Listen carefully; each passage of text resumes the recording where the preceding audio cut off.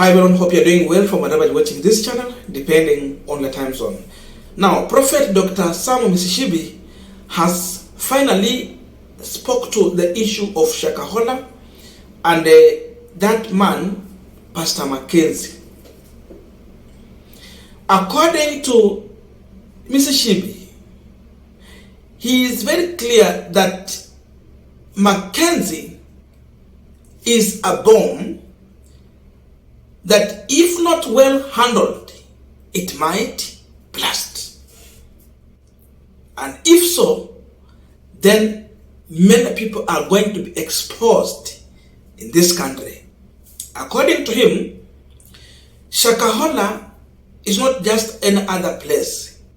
It is a demonic altar in East Africa for human sacrifice. And that altar is being used, number one, by politicians in this country and in East Africa. Number two, by pastors, bishops, and church leaders for their own sacrifice and gain. Number three, it is being used by the senior business people in East Africa. So, three people there he's mentioning: politicians, pastors, business people. So that is not a small matter. According to him, there is a reason why the state is not coming out clear on how to handle Mackenzie, because again, they know he is a time bombshell. Listen to him shortly. I have not said anything about Shakahola. I've said nothing about it because I didn't have anything to say. But what I have, I will say. I know the government is still doing its investigation, but I want to tell the government it is beyond human investigation. Shakahola, it is the demonic altar of the land in East Africa. It is the altar where all false preachers, prophets who have been looking for power from the world of darkness, they have been taking their sacrifices there. And that is where they have been sacrificing human beings. So the bodies that are being found from Shakahola, it's not about Mackenzie alone. It's not Mackenzie one person.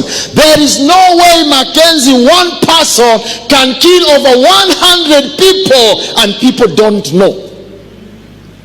Those people were brought there by different prophets, by different pastors for sacrifice of humans.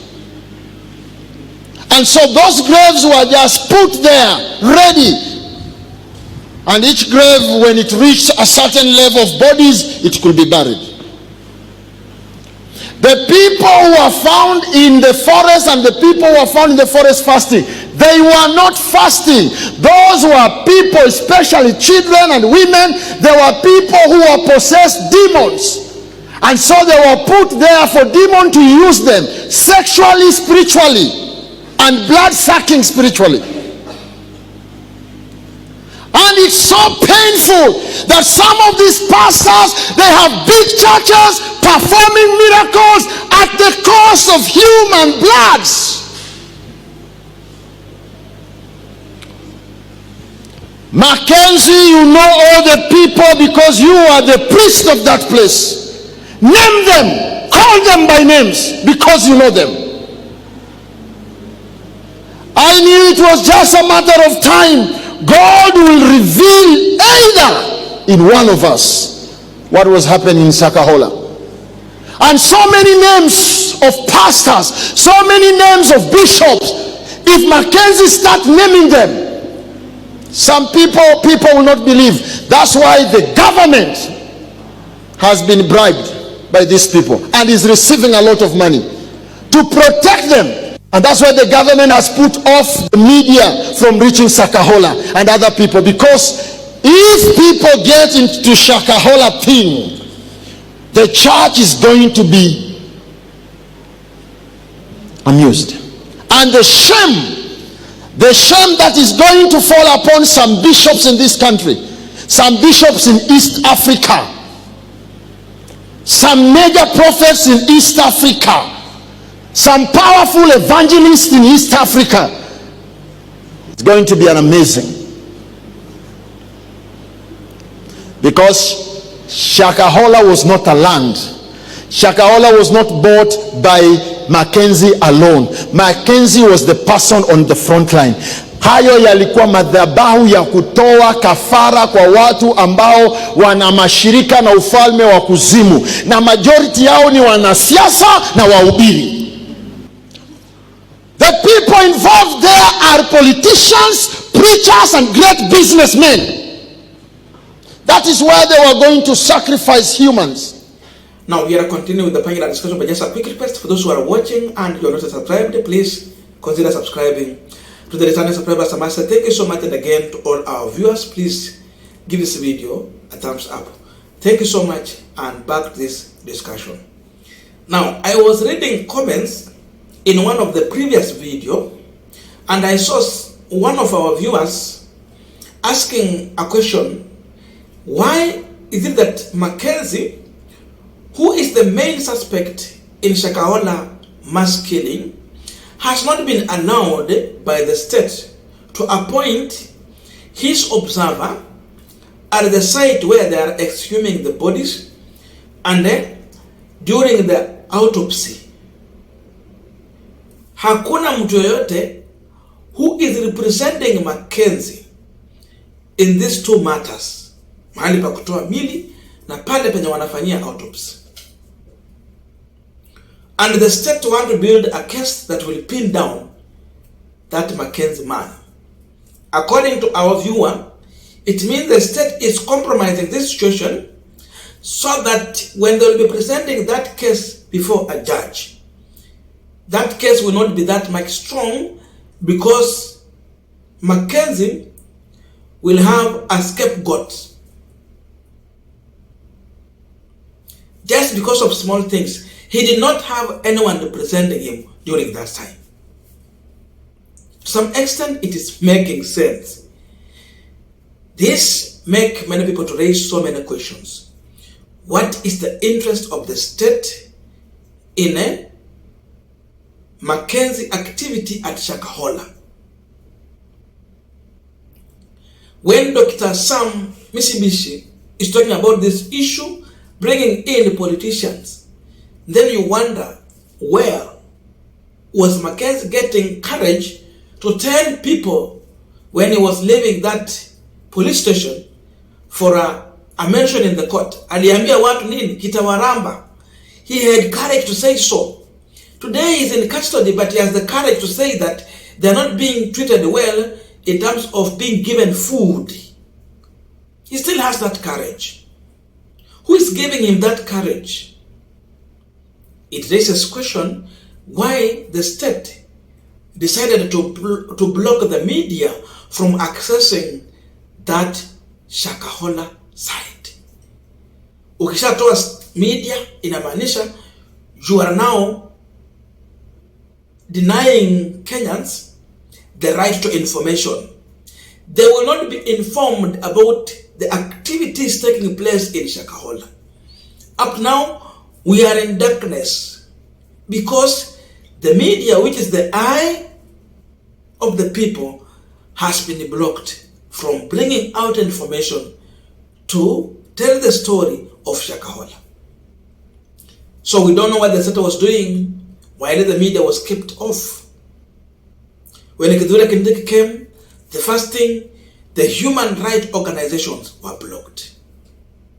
The media was chased away. Now it became an operation being run only by the state.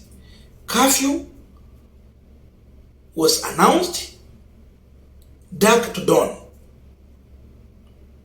The issue was that why curfew when the people who are committing the heinous act is the Mackenzie and his followers who have already been arrested. The only mission that was remaining was a rescue mission for those who are still fasting in the forest.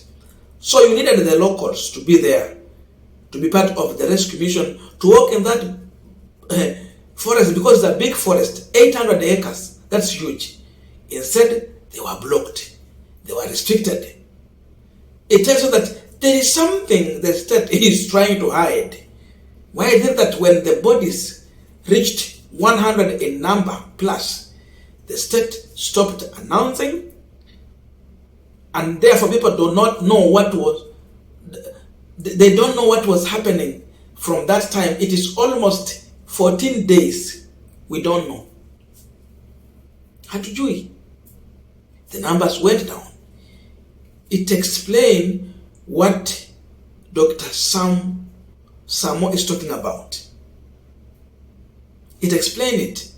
It tells, people will now start trusting what the man of God is saying here.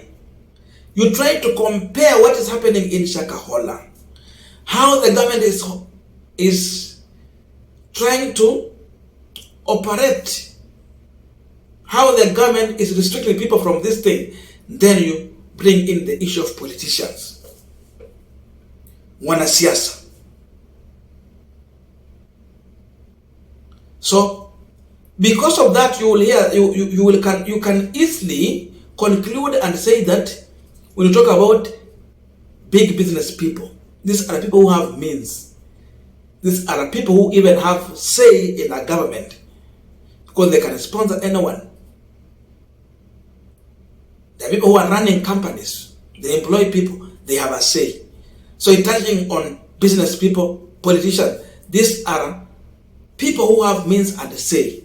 So if they've been involved in this situation, then you can find the reason why they are restricting people. They are trying to hide it. They are trying to play. And you can see Mackenzie as just a man who was being used as a tool. It means there are other forces behind Mackenzie which was operating and giving instruction.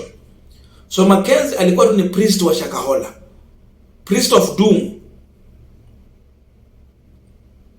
But the real owners are people in government, are politicians, because we have, tukisema ni tukiona Raila alikuwa anaenda huko anazuiwa, lakini Ruto hajawahi enda huko, Gachagua hajawahi enda huko, lakini wamezuia watu wasiende huko. Raila amezuiliwa asiende huko. Kwa nini? Kuna mengi state inajua. Wamesema pia wachungaji pale wanahusishwa.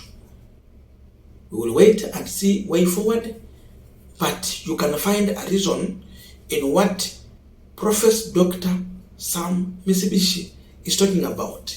You can find a reason if you do your comparison to what is happening on ground, and a perception will be created in line with what he's talking about. I don't know your views, but let us meet in the comment section for continuation of this conversation. Thank you, and see you in our next video.